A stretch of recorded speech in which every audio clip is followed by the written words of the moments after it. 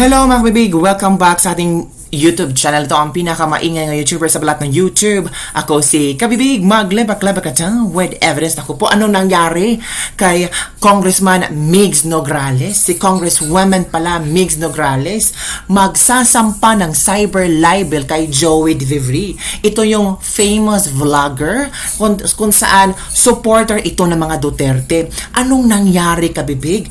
Pero, nung na-invite ni Joey na makipagdebate sa live niya, ay para yatang natakot, parang naduwag ang buntot ni Congresswoman Migs Nograles. Ano ba nangyari mga kabibig?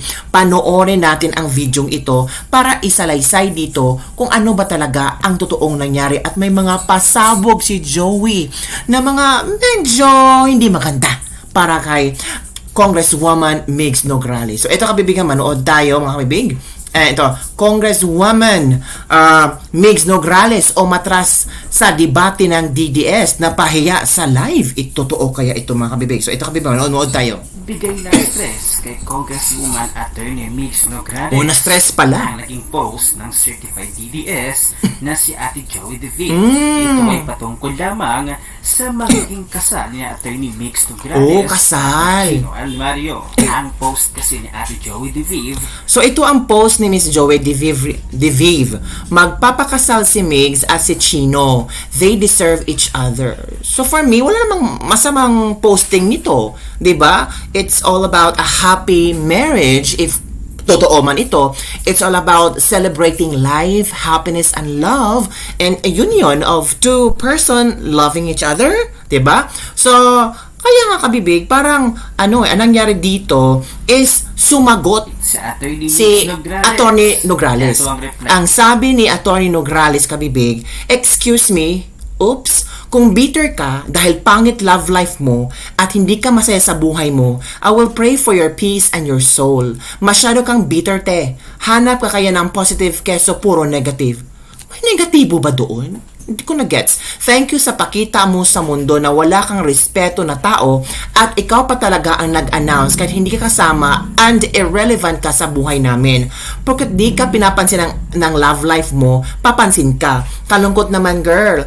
I will pray harder for you and that you find true love.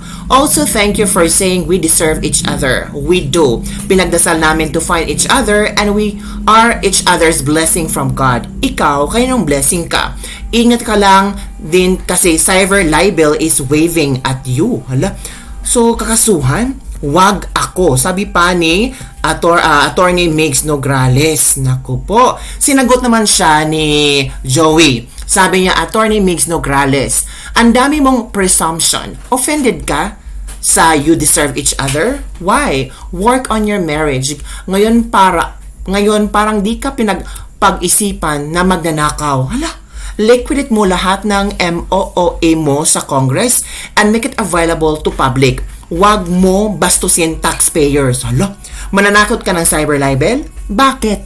Because you are really getting married? Girl, your relationship photos are everywhere for your information. Huwag ka dyan. By the way, do not misgender me. Ma'am po ako at hindi sir. Ay, ganon. Ano pala sila? Bardagulan. Ito naman ang reply ni Attorney Migs Nograles. Dami mong alam. Lakas ng loob mong mag-post. Harap-harapan tayo, girl, ng magkaalaman. Hala. So, gustong makipagharap si Attorney Migs Nograles kang Joey. Naku po, mga kabibig. Tapos, itong si Teo Moreno naman ay nag-comment din. Attorney Migs Nograles nagbigay ng threat to an ordinary citizen. It's funny how Migs Nograles, a lawyer and a government official, is threatening an ordinary citizen with a lawsuit simply for posting about her marriage. This congresswoman seems to be using her power to intimidate and legally harass those who don't support her or even those people who post harmless opinions online. This is the kind of governance people can expect if they allow any of the Nograles family to hold power in Davao City or secure a seat in the House of Representatives. Yan pa. Grabe, because they have the means and the resources, kahit harmless post, gawin nilang big deal para kasuhan nila. So, ito yung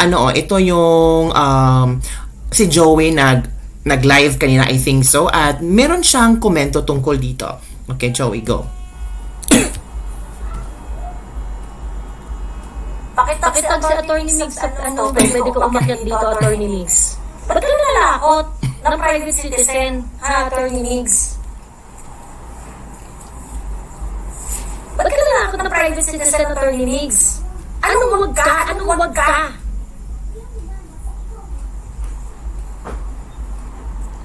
If this is an admin of your page talking, napakabobo ng admin ng page mo.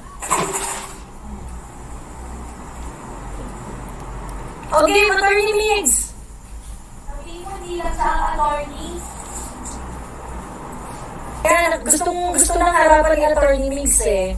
Kasi didemanda daw niya ako ng cyber libel. Ooh. Game, Attorney Migs! Game, Attorney Migs! So ano, idedemanda mo ako for what? Hala. Demandahan na to. Idedemanda mo ako for what?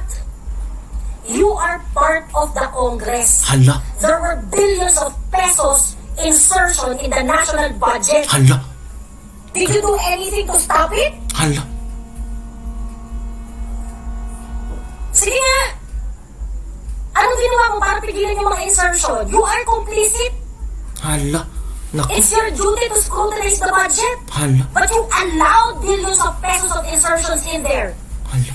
Not prepared, not recommended by the, ayun na pala si Attorney Migs, Yogin. Hala. Hey, Attorney Migs! So pumasok si Attorney Migs sa live ni Joey. Bakit ka nananakot ng private citizen? What did you do in Congress to stop all the insertions there? Hala. Bilis! Kung siya, hina-hangover ako na, high blood ako eh. Hala, na-high blood si Joey. Game! You are in the position of power. Pagkatapos siya, ay, wag ako. Talaga ba? Hindi kayo pwede kong sisain.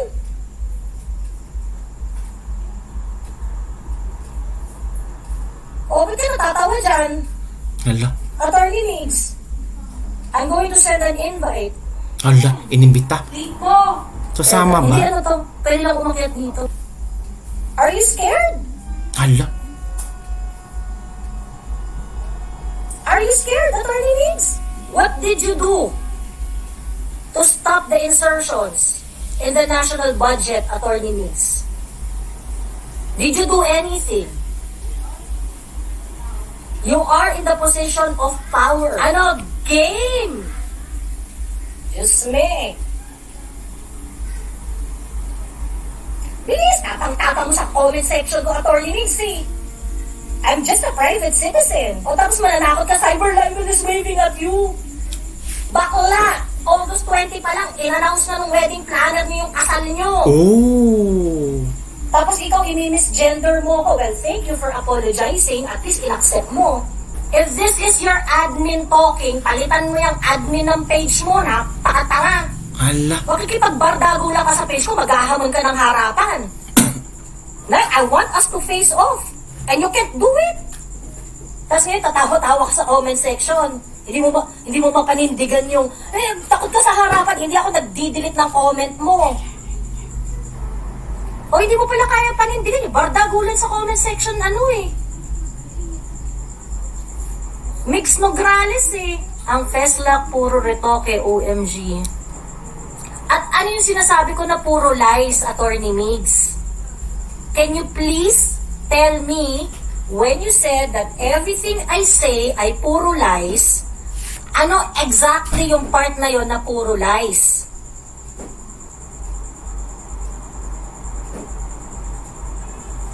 Game! Mix Nograles, I'm calling you out! Hala. Kung matapang ka, Tapang nga ni phone Joey. mo, dapat matapang ka rin sa harapan. Sabi mo, harapan di ba? Ganito, nag-post ako, sabi ko, si Chino at saka si Migs magpapakasal na. They deserve each other. So ngayon, itong si Migs, nag-comment dun sa post ko na yon. So parang sinusumbatan niya ako na ba't nauna pa raw akong nag-announce. Gaga ka ba? August 20 pa lang, yung wedding planner mo, in-announce na yung, fina-finalize yung details ng wedding nyo. Diyos me. So yung anak ko nanonood, Joey. Nakita ko. Pagkatapos, sabi niya, cyber libel is waving at me daw. Ba't mo ako isa cyber libel? Ba't mo ako tinatakot? Of course, I know you can formulate yung mga pesky lawsuits and whatsoever. But why are you going to do that? Bakit gagamitin mo pananakot siya sa isang ordinaryong citizen? Ala. Aba, exposure lang yan. Diyos me! For a public official, naman na ay sa cyber libel ka. Bakit mo ako isa cyber libel? Mo! Ang kapal ng mukha mo! Tapos pag isa cyber libel mo ako, gagamitin mo pera ng bayan? Huh? O sa'yo, baka i-charge mo pa yan sa MOOE mo. Abwis. Imbes na nanakot kayo, galingan yung trabaho ninyo. Yes, anong tawag dito yung magnanakaw? Sabi niya, proof daw ng magnanakaw, ganyan-ganyan. Proof daw ng magnanakaw. Well, there are billions and billions of pesos in insertion in the national budget, and you, Attorney Migs Nograles, is in the position to stop it. Did you stop it? Imbis na ginagalingan niyo yung mga trabaho ninyo dahil accountable kayo sa Pilipino, diba? Yan yung inaasikaso ninyo, yan yung inaaksyonan ninyo. So yun mga kabibig ha, yun ang nangyaring pag-live ni Joey. Pero nanood si Attorney Migs Nograles. Ito pala ang nangyari kabibig. So may nag-post pala. Ito from Jana Sanchez Events. Meet with Kong Attorney Migs Nograles and Davao 2nd District Representative Chino Almario today as we finalize details for their wedding. So galing sa kanilang wedding coordinator pala ito. 'Di ba mga kabibig? So, yun mga kabibig, parang gulong-gulo na, parang nagkaaway-away na, may mga sabi pa dito, oy, kung makagaga daw, sabi ni Migs, Attorney Migs, kaya napagkamalan kang lalaki masyado kang kita ng utak mo, feeling mo, itong post lang proof ko against you, isip-isip girl, bilog ang mundo. Sabi pa ni Attorney Migs Nograles, Joey Delivery, also not my wedding planner daw, yung babaeng nag-post. Yan ka mali-mali lagi facts. Mauna na po ako, wala akong time to reply dahil madami akong activities to give back to the people. Di po katulad niyo, daming time maging negative, hanap buhay, manira at bitter sa life. Say everything to my face at Kong Chino's face next time and show us proof and the facts. Huwag yung malakas loob mo dahil hiding behind the screen ka. Pwede rin kita tayo sa court. Either way, can't wait. Amping kanunay, don't delete my reply again. So yun kabibig ha, yun ang mga bardagulang ni Joey at ni Attorney Migs Nograles. So ano kaya ang kahinatan dito? Don't forget to like, subscribe, and share this video. Maghihintay tayo sa latest updates. Bye everyone, see you next time!